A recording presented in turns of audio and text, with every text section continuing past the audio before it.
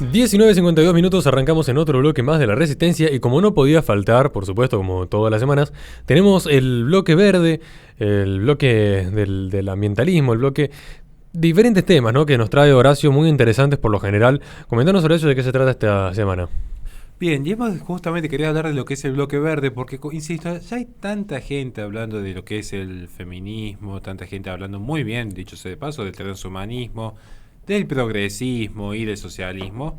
¿Por qué no tocar el tema del ecologismo? Que Mm. ciertamente es una agenda que está en auge, que marca la dirección geopolítica del mundo y que incluso parece ser el canal matriz de cada reforma constitucional que se da en el planeta, al menos en los últimos años. En este punto, creo que ha sido interesante una noticia que se vio días atrás, que es bueno no solamente traerla, sino pensar en ella, pensar en esta noticia, que es la siguiente. Se realiza en Madrid una conferencia que era, cito textualmente, sobre el futuro, conferencia sobre el futuro de Europa del Grupo Parlamentario Europeo. ¿Quién es la cara más relevante de esta conferencia? El gran Abascal, la cara visible de Vox, el líder político de Vox, el líder político de la derecha española y uno de los principales líderes que posee en este momento el movimiento euroescéptico europeo en pos de tratar de diezmar una de las caras del globalismo. No la única, pero una de las más importantes, dicho sea de paso, que es la Unión Europea. No la más importante, pero sí de las más trascendentes. Mm. Y en este sentido, creo que Abascal, esto ya es parte de mi reflexión, ya le voy a pasar a responder por qué. Abascal ha entendido el verdadero sentido del conservadurismo. Es ese equilibrio entre lo mutable y lo perdurable. Y él ha entendido que el conservacionismo ambiental, que es una causa netamente de la derecha conservadora, tiene que ser el proyecto que catapulte a esta derecha, de esta nueva derecha, para quitarle las banderas a esa nueva izquierda que claramente que se ha posicionado en pos de un ecologismo. Y voy a citar algunas frases textuales de Abascal para que uno después pueda hacer en su propio hogar el análisis de estas palabras. Dice Abascal: yo sí creo que hay que hacer algo de autocrítica. Las posiciones conservadoras se han dejado llevar muchas veces por un capitalismo exacerbado que ha contribuido a que el medio ambiente esté más dañado. Sobre este punto, primera reflexión para analizar. Claro que el conservador, especialmente el conservador que proviene de la cristiandad, comprende que fue justamente la cristiandad la que viene a frenar ese espíritu predatorio propio de los pueblos germánicos que intentaban arrasar con todo lo que había a su paso. Y es un poco ese espíritu que se ve luego, por ejemplo, en algunos cuando hablan de la ética protestante y el espíritu del capitalismo, a veces obvian este detalle. Porque al hacer justamente la propiedad privada como un fin último, se olvidan que se pierde como si fuese la libertad como un fin último, que en realidad son medios para. Ustedes piensen, ¿qué sucede si yo considero la libertad como fin último? No hay espacio luego para el plano moral. Lo mismo sucede con la propiedad, que claro que es un fundamental como derecho humano, claro que lo es, pero como todo ejercicio de derecho, no puede haber un ejercicio abusivo. Y uno diría, bueno, ¿quién lo va a restringir? Eso es una discusión aparte. Nosotros creemos que justamente la mejor forma de salvaguardar esto, que se denomina la cosa pública, particularmente el ambiente, es a partir de las reglas claras y a partir de un castigo ejemplar que realice el cuerpo político cuando se abusa sobre la propiedad de terceros o incluso sobre lo que podríamos decir, entre comillas, la propiedad pública. Entiéndase, una empresa que su afán de lucro en forma indiscriminada termina contaminando y dañando, incluso a veces en forma descomunal, como sucede con ciertas farmacéuticas que se genera un daño a la salud. Total dice, ¿cuánto ganamos en dinero y cuánto pagaremos en última instancia en indemnizaciones? Y sobre esto hay muchos casos. Digo porque a veces piensan que la propiedad por sí misma alcanza. No, es un camino. Y es uno de los caminos más civilizados. Pero no es un fin, es un principio. Luego sigue Abascal sosteniendo que en este sentido, él considera que justamente es necesario presentar una alternativa a lo que es el discurso eco-friendly propio del progresismo y dice, todos esos miles de millones de la agenda verde no pueden servir para ONGs de paranoicos que creen que el COVID y los incendios son la manera que tiene la Pachamama de vengarse por la presencia del hombre sobre la Tierra, ni para pagar los disparates del género y la inmigración masiva. Y esto es un mensaje claro a todo el arco progresista porque, insistimos, recuerden uno de los últimos ensayos que yo escribo, y que de hecho la ampliación de dicho ensayo va a estar en mi próximo libro, sobre cómo se sacraliza la religión. Esta idea de la Gaia, la Pachamama, la madre naturaleza, exige claramente, como deidad, un sacrificio a partir de la naturaleza caída y el pecado original del hombre, particularmente el hombre que favorece la propiedad privada, que favorece la civilización occidental, que favorece simplemente la transformación de la naturaleza. Y aquí aparece una serie de activismos, como se ha visto, como la WWF, pienso en este momento en Greenpeace, pienso en el activismo de Greta Thunberg, pienso en la militancia política de Al Gore, que constantemente, desde los 60 en adelante, el ecologismo siempre ha politizado lo que es la ecología. Lo que plantea Vázquez es decir, ¿por qué se tiene que invertir dinero en estas causas? Y claro, uno cuando ve después quiénes son los que financian a Greta Thunberg, se da cuenta que está siempre este corporativismo donde lo público y lo privado se encuentra bastante desdibujado. Continuamos entonces con esta carga que tiene Vox en contra de la religión verde y vemos que luego, en este sentido, hay una digamos, una suerte de diálogo que mantiene con una lo que sería una eurodiputada francesa, y se me había olvidado el cargo que ocupan allá. No, siempre se me confunde el tema de los eurodiputados. Que es justamente donde se plantea esta idea de qué hay detrás de las políticas verdes, de transición ecológica. Y aquí es donde nuevamente el líder de Vox viene a plantear que, y dice así: siempre he pensado que no puede haber patriotismo sin amor por la herencia natural que hemos recibido de nuestros antepasados y sin cumplir con el deber de entregárselas mejoradas a nuestros hijos. Esto que está diciendo Abascal en torno particularmente al ambiente es la frase más conservadora que existe. Le voy a explicar por qué. No es una defensa del conservadurismo como idea que uno defiende, sino un tema que es fundamental. Eso que dijo Abascal de es deber del patriota a la herencia que tomamos del antepasado, entregarla mejorada a la descendencia, es textualmente el concepto fundamental de reflexión en la Revolución Francesa de Edmund Burke, el padre del conservadorismo. Literalmente está citando a Edmund Burke, que es el padre del conservadurismo del siglo XVIII en adelante, que entiende, ese es lo que se conoce en filosofía política como el legado intergeneracional. El ser humano no es una suerte de eslabón aislado, es parte de una cadena. Porque ¿qué sucede con el eslabón cuando es atomizado, fragmentado, como promueven tanto las ideologías actualmente? Ustedes recuerden, transhumanismo, ecologismo, feminismo, progresismo, ¿qué es lo que promueven? El ser humano atomizado, sin patria, sin Dios, sin familia. Y claro, queda totalmente desnudo frente al poder político. Y esto es lo que abastece particularmente el ecologismo, que dicho sea de paso, desde William Vogt, Gary Hardin y Paul Ehrlich han fogoneado constantemente, a partir de ciertas tesis malthusianas no completas, pero sí ciertos postulados, bueno, ahí es necesario reducir la población a fines de que de esta manera se pueda mantener vigente el acceso a ciertos recursos naturales. Que dicho sea de paso, es una falacia, porque bien se sabe que hasta Paul Ehrlich termina perdiendo una apuesta con Simon, el economista, y debe pagar la misma. Sobre este punto ya hay conferencias tanto en mi canal sobre el mito de la sobrepoblación, como preguntas y respuestas en el canal de la Resistencia, que hemos tenido junto a mi socio Ignacio Bosler. Ahora, ya para no extenderme tanto con este postulado, sí creo que es importante un tema que es clave y que quería traerlo para también compartir con la mesa. Dice justamente Abascal: quienes más han dañado el medio ambiente han sido los regímenes comunistas, lo cual es cierto y uno lo puede verificar tranquilamente a partir de los informes de Heritage Foundation. Heritage Foundation, o fundación de Heritage significa herencia. Heritage Foundation tiene una serie de indexaciones en todos los países del mundo, en las cuales se demuestra que mayor respeto a la propiedad privada y mayor libertad económica en cuanto a descentralización gubernamental y protección de los cuerpos intermedios, transparencia del gasto público, menor intervención estatal, es donde menos contaminación existe, porque hay un mayor incentivo a optimizar los recursos disponibles. Pero también hay que tener cierto cuidado, y eso también lo toma nota Abascal. Actualmente, con las energías renovables, el mayor predominio en cuanto a extracción y mercado global necesario para el desarrollo de las mismas lo posee entre el 65 y el 70% China. absorbiendo Birmania, que posee el 10%, y un 10% que queda en cabeza de Biden al frente de Estados Unidos, digamos. Son como detalles, es decir, es importante apuntar al desarrollo de energías renovables, pero cuidado con romantizarlas por fuera de las reglas propias del mercado. Insisto, la apuesta entre Paul Enrich y Simon demuestran que naturalmente el mercado va a tender a buscar aquello que es más económico cuando empieza a escasear un determinado recurso que se dispara en su costo.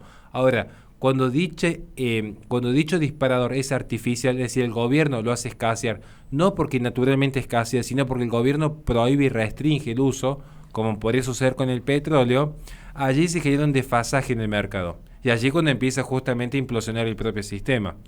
Esto es como un detalle. No me quiero extender en la parte económica, pero quería simplemente citar porque esto es un experimento que se dio donde los fines fatalistas de 5 metales, que incluyen por ejemplo el mercurio o el zinc, que decían, no, al escasear se van a disparar los precios. Lo que sucede cuando empezó a escasear, se hizo tan caro que se buscaron formas en el propio mercado, formas alternativas a su uso. Digo esto.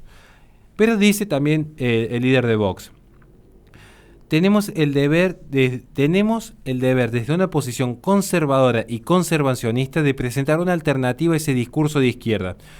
Su solución es que tenemos que dejar de producir y de vivir como vivimos, que tenemos que dejar de comer carne y de volar en aviones mientras ellos lo siguen haciendo. Esto es un mensaje claro a lo que está sucediendo tanto con la agenda de Greta Thunberg, que promueve ciertas formas de... Ella sabe que lo financia una de las mayores productoras de yates a partir de energía solar, y que siempre plantea esto: no, hay que dejar de viajar en avión. Lo curioso es que viaja en cuanto vehículo hay.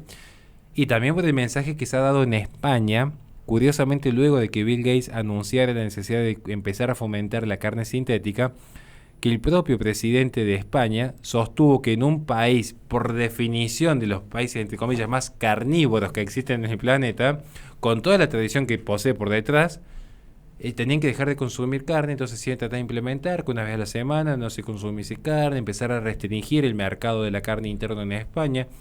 Una locura total, pero muy similar a lo que está aconteciendo en Argentina.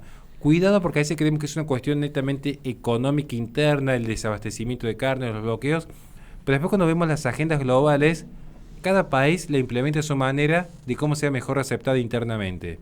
Porque incluso recuerden que ya en Cava se ha presentado la obligación, se presentó el proyecto, no es que esté legalizado todavía, de obligar a todos los restaurantes a tener por lo menos un menú vegano. Entonces, así es como avanza esta agenda. Y ese último mensaje, es decir, como somos conservadores, no solamente que conservamos el ambiente y lo cuidamos, no queremos en el maltrato innecesario, sino que también conservamos las tradiciones.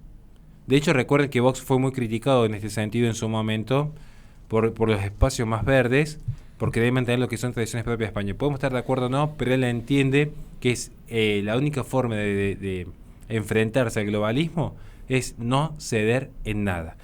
Y sí, ya, perdón que me extendí un poco, pero quería cerrar con esto. Dice: dejamos de producir para que China produzca en forma masiva. Recuerden lo que les dije recién respecto a cierto tipo de mercado. Y dice: les compramos a ellos cuando no representan las condiciones salariales de los trabajadores y no respetan el medio ambiente. Porque él hace esta reflexión sobre el exceso de consumo, que es muy interesante. Porque ¿cuántas veces se ha escuchado decir la superioridad moral del capitalismo? ¿Y cuántas veces se dijo, bueno, el ser humano naturalmente va a buscar comprar mejor a menor costo? Yo soy un poco escéptico con ese determinismo tan economicista. ¿Por qué? Porque pensemos, ¿qué le convendría al individuo? Pensemos siempre en el individuo, no en los cuerpos intermedios, no en la patria, no en Dios, no en la familia, al individuo. Una remera china que la venden a $1, o una remera, supongamos, de Estados Unidos, que la venden a $3, sabiendo que en China tienen empleados en negro esclavizados y en Estados Unidos capaz que los tienen en blanco con una buena condición salarial. Uno diría, no, al individuo le conviene comprarle de $1. Y claro, pero ¿quién se favorece? El régimen chino. Entonces, con esta idea de comprar más a menor precio, que se ve muy común esto en las redes sociales y en televisión, decir, no, porque el capitalismo lo que te ofrece es comprar más barato a menor precio. Sí, ese es el discurso, la teoría, y estamos todos de acuerdo que es una teoría fantástica. La realidad es que cuando se ofreció algo más barato vinieron los productos chinos y rompieron el mercado. ¿Qué van a contraargumentarme? No, bueno, porque mira cómo interviene China, es el peor ejemplo que puedes dar. No, el contrario es el mejor. Te estoy demostrando cómo la teoría, por más que desregule cuanto desregule, en la práctica ya China existe. Podés ignorarla, pero lo que no podés es ignorar las consecuencias de haber ignorado que el régimen chino internacionalmente se abastece justamente de haber masificado y bajado los costos con mano de obra esclava. Y que en Occidente, bien que le gustó comprar productos chinos que han generado el régimen impresionante que existe hoy. Porque si no hubiese habido un Occidente que abastece ese mercado, hoy China no sería lo que es. Entonces, seguir culpando al marxismo, porque solo los marxistas son los malos, y no ver que hubo también una parte de Occidente que miró para otro lado, y ahora se sorprende. Alimentaron un monstruo, y ahora dicen, no, la culpa del monstruo es su esencia como monstruo. Sí, claro, el corporativismo claro que es malo, el imperialismo chino claro que es malo, el comunismo claro que es malo. ¿Por qué creció tanto? ¿Porque creció por sí solo? ¿O porque alguien le estuvo dando de comer y ahora está asustado? Eso es lo que estoy marcando yo. Es decir, tengamos un poco de autocrítica. El líder de la derecha lo está diciendo. Si no, no me escuchen a mí, que soy un cuatro de copa, escuchen a Abascal.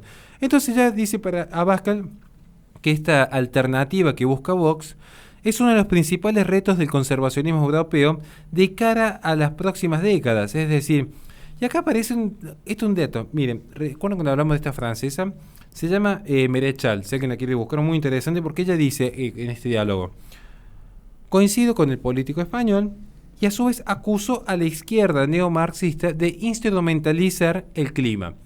Tema fundamental porque es la tesis de mi libro. La ecología como disciplina autónoma existió recién en 1930, cuando obtiene el consenso científico luego de 30 años de lucha. En 1960 es cuando se empieza a politizar y de ahí más las tesis, podríamos decir, post-malthusianas, se han mantenido vigentes al día de hoy.